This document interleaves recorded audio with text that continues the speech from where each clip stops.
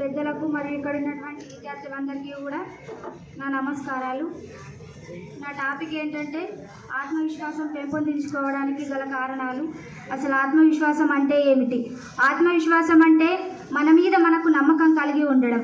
నాస్తికులు అంటే ఎవరో తెలుసా? నాస్తికులు అంటే దేవుణ్ణి నమ్మని వాళ్ళు నాస్తికులు అని అంటారు. కానీ కాదు, అది అబద్ధం. మన మీద మనకు నమ్మకం లేకపోవడంని నాస్తికులు అంటారు.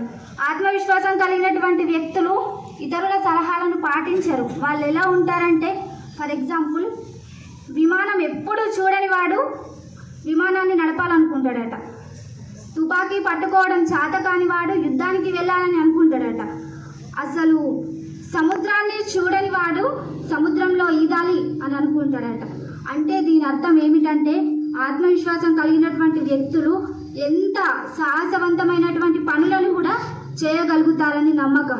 ఎంత క్లిష్టమైన పరిస్థితులున్నా కూడా ఆత్మవిశ్వాసం కలిగి ఉంటే ఏదైనా సాధించగలమని నమ్మకం. హనుమంతుడు సముద్రాన్ని దాటడానికి కావలసినటువంటి బలం ఉందని హనుమంతుడి దగ్గర ఉందని హనుమంతుడికి తెలియదు. కానీ జాంబవంతుడు హనుమంతుల్లో ఉన్నటువంటి ఆత్మవిశ్వాసాన్ని మేల్కొల్పుతాడు. కాబట్టి హనుమంతుడు సముద్రాన్ని దాటి లంకకు చేరుతాడు. అంటే దాని అర్థం మనం ఆత్మవిశ్వాసం కలిగి ఉంటే ఏదైనా సాధించగలం, ఏదైనా చేస్తామని నమ్మకం. ఇందాక చెప్పింది శ్రవంతి. థామస్ అల్వా ఎడిసన్ 2999 కాదు, 9999 సార్లు ఫెయిల్ అవుతాడు. అతను 1000సారి సక్సెస్ అవుతాడు. మరి అన్ని సార్లు అతను ఓడిపోయింది కదా, మరి ఎందుకు అన్ని సార్లు ఇంకా చేయాలని అనుకున్నాడు? అంటే ఎక్కడ కూడా అతని ప్రయత్నం తను ఆపలేదు. అంటే తన మీద తనకున్నటువంటి ఆత్మవిశ్వాసం, ఒక్కసారి ఫెయిల్ అవుతా, రెండోసారి ఫెయిల్ అవుతా, ప్రతిసారి కాను కదా అనుకొని తన ఆత్మవిశ్వాసాన్ని కలిగి ఉండి 9099 సార్లు ఫెయిల్ అయ్యి 1000సారి సక్సెస్ అవుతాడు. ఈరోజు మనం చీకటిలో కాకుండా వెలుగులో ఉన్నామంటే దానికి కారణం ఆ వ్యక్తి, థామస్ అల్వా ఎడిసన్. కాబట్టి మనం ఆత్మవిశ్వాసాన్ని కలిగి ఉండాలి. మన మీద మనకు నమ్మకం కలిగి ఉండాలి. ఇంతకుముందు చెప్పిండ్రు ఎవరో, మనం రేపు ఒక ఎగ్జామ్ ఉందనుకోండి, మనం ఈరోజు చాలా కష్టపడి చదువుతాం, కానీ ఎగ్జామ్ పేపర్ చూడగానే మనం ఏం రాయలేం. మనకు వచ్చిన ఆన్సర్సే, కానీ మనం ఏం రాయలేం. ఎందుకు? మనలో ఉన్నటువంటి భయం, మన మీద మనకు ఉన్నటువంటి నమ్మకం లేకపోవడం, మన మీద మనకు ఆత్మవిశ్వాసం లేకపోవడం. అదే మనం నమ్మకం ఉంచుకొని మనపైన మనం గట్టిగా ఆత్మవిశ్వాసాన్ని కలిగి ఉండి, నేను ఇది చేయగలను, నేను ఈరోజు బాగా కష్టపడి చదివాను, రేపు మంచి మార్క్స్ తెచ్చుకుంటాను అని ఆ నిమిషంలో సరిగ్గా మన ఆత్మవిశ్వాసాన్ని, మనపైన మనకు నమ్మకాన్ని కలిగి ఉండి బాగా చదివితే మనం మంచి మార్క్స్ వస్తాయి, లైఫ్లో సక్సెస్ అవుతాం.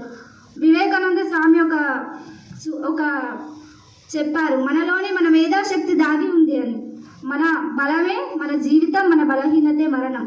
అంటే మన లోపలే మన బలం ఉంది, కానీ మనం దాన్ని వినియోగించాం. ఎందుకంటే మనం మన ఆత్మవిశ్వాసాన్ని కోల్పోతాం కాబట్టి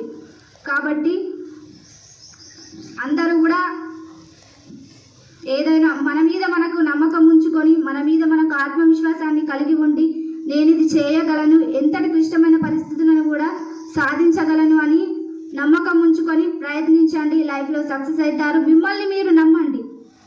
నాకు ఏది రాదు అని అనుకోకుండా నేను అన్నీ చేయగలను. ఇందాక నేను ఎగ్జాంపుల్స్ చెప్పిన, సముద్రాన్ని దాటగలను, అటువంటి నేను అన్నీ చేయగలను అని నమ్మకం పెట్టుకొని ఆత్మవిశ్వాసాన్ని కలిగి ఉంటే లైఫ్లో సక్సెస్ అవుతారు. ఆత్మవిశ్వాసం పెంపొందించడానికి కొన్ని కారణాలు. మెయిన్ అయితే ఇలా వేదిక పైన ఎక్కి మాట్లాడగలగాలి, ఇతరుల వస్త్రధారణ ఆకట్టుకునే విధంగా ఉండాలి, మంచి ఉపన్యాసాలు వినాలి, స్వామి వివేకానంద లాంటి, గాంధీజీ లాంటి మహాత్ముల లాంటి పుస్తకాలు చదవాలి.